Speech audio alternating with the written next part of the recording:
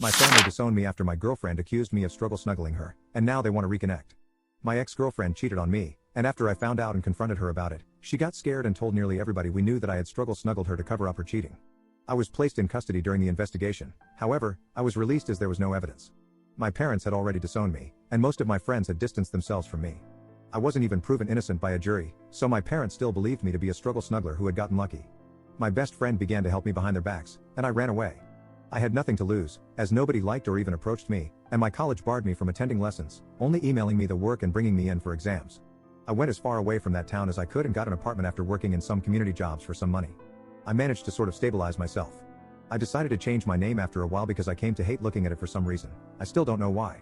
This helped me start a new slate, and I made a few new friends when I went into university. Again, I don't know why I did this. I'm still in truckloads of debt and was incredibly poor looking back. I finished my degree in teaching and moved far away to a country on the opposite side of the globe where I now live. I got a nice apartment and settled down in my new job. Eventually, I met a girl who turned out to become my now wife. Initially, I couldn't trust her. I would flinch if she tried to touch me, or I'd start fidgeting when she got close. However, after realizing how much patience she had with me, I fell head over heels for her. She eventually gave birth to my twin daughter and son, whom I adore and will defend to the edge of the universe. Her family got used to me very quickly considering I was a foreigner and not very trusted. They treated me well, and I sort of remembered how a loving family actually is. Now I'm living in a nice house with both of my children and wife, and we're very happy. That is until last night when I was playing on our PlayStation with my son while my wife and daughter were in the garden. There was a knock on the door, and lo and behold, my father was there. He smiled weakly and began to speak, but I slammed the door so hard I scared my son. I took him to his room and called for my wife to take my daughter to her bed. She was freaking out, and so was I. My father kept knocking on the door, and I just broke down in that moment. My wife comforted me, and then answered the door for me. She asked who he was, and he said he was my father. I had given my wife a vague background of me, and she had nothing but sorrow for me. She looked understandably pissed and began to scream at my father for abandoning me and whatnot. After she calmed down, I told her to let him in and instructed her to go to our kids' bedroom to keep them busy while I talked to my dad. He explained that he was doing my ex-girlfriend a favor by clearing some stuff on her phone. While he was managing her messages, he stumbled upon a conversation between her and the guy she cheated on me with, expressing guilt for ruining my life and a desire to take it all back. My father didn't confront her, as he wasn't ready to revive a dead situation, but silently began to search for me to share his belief in my innocence.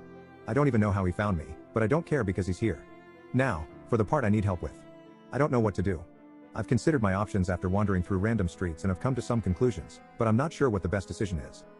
I could turn him away, telling him to go back to our country, leaving me alone, or I could reconcile with him and meet my mother again for the first time in forever. Update 1. I visited my father in his hotel and informed him that I wouldn't reconcile with him or anything like that.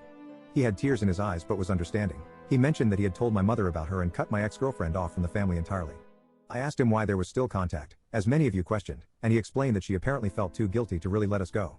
I'm not too inclined to believe it, as were many of you, but it's closure enough for me. Apparently, my mother didn't take the news too well and tried to get my phone number, but my father didn't let in. Not sure what I could really trust, given that I feel most of it is just a ploy to get me back into their lives, but after they threw me out onto the streets like a rabid dog, it just makes me sick. My son did end up asking who was at the door, but I told him that it was a colleague. I plan to tell both of them what happened to me in my past when they're older or going through tough times to let them know that I understand. We're all fine. It shook me up a bit, but I hope I have my father's word on him keeping my new life a secret. Update 2. I recently had an incident with my family involving them breaking a promise. It angered me incredibly, and after a lot of thought, I decided I would face them directly. I flew back to my home country and met with everybody involved, my mom, dad, brother, and even the girl who accused me. I was nervous, of course, but I was shocked when I realized I didn't really see them as family. I recognized them, of course, but I didn't see them the way I see my wife, kids, and in-laws. My mother started by breaking into tears and trying to apologize. I just felt disgusted by it. My father comforted my mother, and my brother was the one who kept his composure and initiated the conversation. He asked me how I was doing, and I responded by telling him to cut any small talk and that this meeting was on my terms. I told all of them that I was not looking for reconciliation, and I simply wanted closure. I made sure to tell them that I would call the police should they attempt to chase me. I asked my parents why they were so quick to abandon me, even though the police said there was no proof. They explained that they made a rash decision, and seeing me in custody broke their hearts. I called them out on it since they didn't try to stick up for me or anything.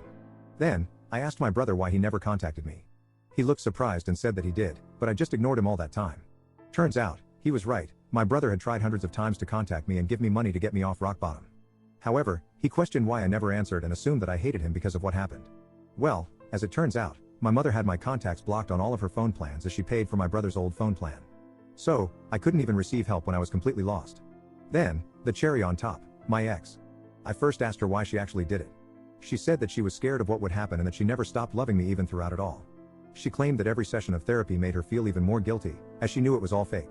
She then told me that she hadn't dated anyone since, in hopes that I would come back, and she could apologize because an apology would apparently reverse time and fix it all. Even that turned out to be a bunch of lies because my father said that he found chat logs of 3 different partners she had when I was away. My ex broke down crying and tried to hold my hand. She had the freaking audacity to ask for another chance. This just made me spiteful, and I pulled out my phone and began showing all of them hundreds of pictures of my 2 children's milestones and the good times my family had together, our visits to cities, their first day of school, both of them and my wife in my arms. I told her that this was what she could have had if she wasn't so stupid, and my parents what they missed out on for not even hearing me out.